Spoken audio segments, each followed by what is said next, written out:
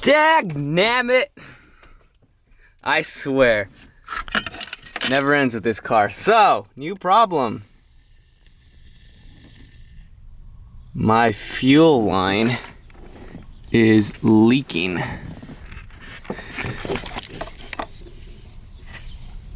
I believe it is. Whoa. Too much zoom. So pretty much what I believe it's going on is that I've been bending this and, you know, fiddling with it to try to get this fuel line to line up and everything.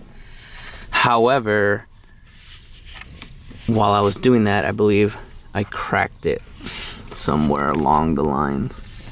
So we're gonna have to cut this completely off, drill a hole into the housing right there, and get a new fitting, which sucks because this was the most expensive fitting out of all of them, and now I don't even get to use it. So yeah, new project again. I think I found the source of my leak. It is right there. Because every time I dry it, that little spot gets wet again. So, and anyways, you can see how that line is still kinked. That was bugging me, so might as well cut it off completely and get a nice, you know, clean flow bend. But yeah, more work that I didn't want to do. So let's go to the fitting store and get some fittings. Okay, status update on the rapage that this car continues to do to my bank account. Anyways, I've come up with a plan of attack to get rid of this fuel line leak that I'm having. What I'm gonna do is cut this line off, drill a hole, tap it, and get this new 90-degree fitting in there as such, and then feed it to, you know, the fuel line. This was $5. Didn't really care about that, but in order to get the correct threads, this is 1/4 inch MPT National Pipe Thread. No one carries this tap. Lowe's, Home Depot, Ace, no one carries it, and I got sent to Granger. I don't know if you guys have heard of that, but Granger was the only place that had this tap, and this tap was freaking $43. Like, what the heck for a tap? So I'm low-key gonna try to return this after I use it, but if not, oh well, man. Like, I just totally got shafted by that. So let's get modding. I only got halfway through cutting it and it pretty much collapsed. So as you can see, I had a hairline crack right there. So it was leaking from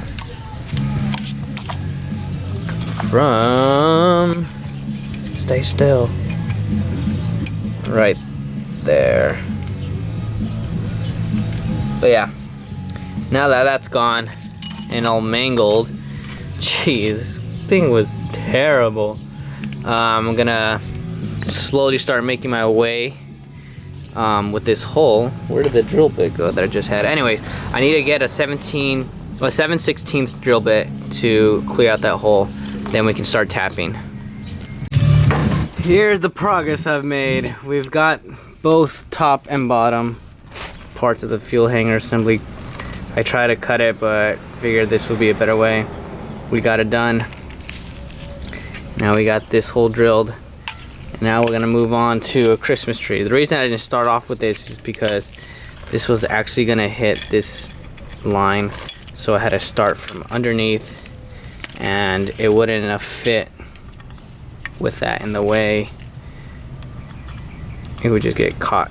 So now we're just gonna slowly make our way down into the fuel pump hanger assembly so we get to 7/16.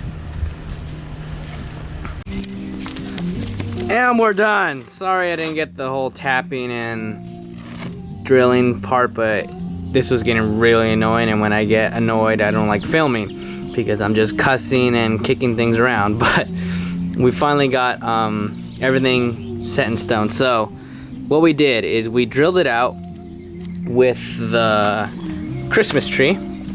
I did have to go from the bottom though, because I was telling you the Christmas tree was actually rubbing against this line, but I don't think I got through anything.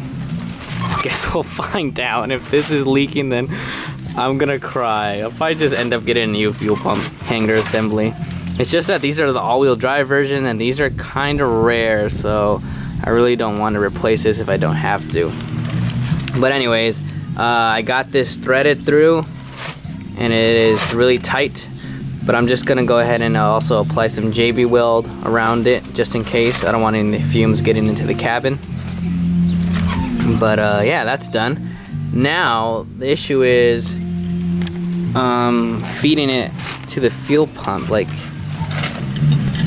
it's gonna be something like that, so I won't be needing the O-ring anymore. So my guess is I'm gonna get a hose and then hook up the hose to the fuel pump nipple to the actual hanger assembly.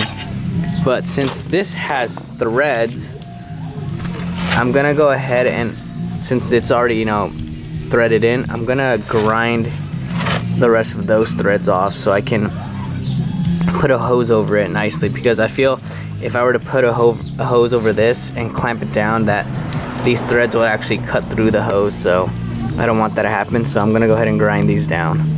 But yeah, that's done. So let's get to grinding. Okay, and after it's been sanded down and whatnot, get some light on it. You can see I smoothed it out, so now I will feel comfortable putting a hose over it and connect it into the fuel pump. So that's our last step. And there it is, finished, fixed. Now the only question is, did I damage this return line during this whole process? Because I did have to bend it up quite a bit to get this fitting table to thread in. And also good news, I was able to return that tap, so got about $44 back. So yeah, only thing left to do is drop it back in the tank, JB Weld the areas around these two ports just to make sure none of the fumes come out, and that'll be it. But as for the actual hanger modification, I just went to Napa Auto Parts and got 85 fuel compatible hose and sticked it in the fuel pump nipple and hose clamped it to the fuel pump fitting right there. I didn't put a hose clamp on the actual fuel pump because when I was cutting and measuring the fuel pump has like a little, like, almost edge where that O-ring is supposed to sit, and that makes a really good seal. Like, every time I would put hose on this and try to take it off because it was too long, it was almost nearly impossible because it would just stick into this hose that well. So I'm not worried about this coming off. And anyways, we got this bracket to hold it in place, so we are done. Now let's go put this in this damn car.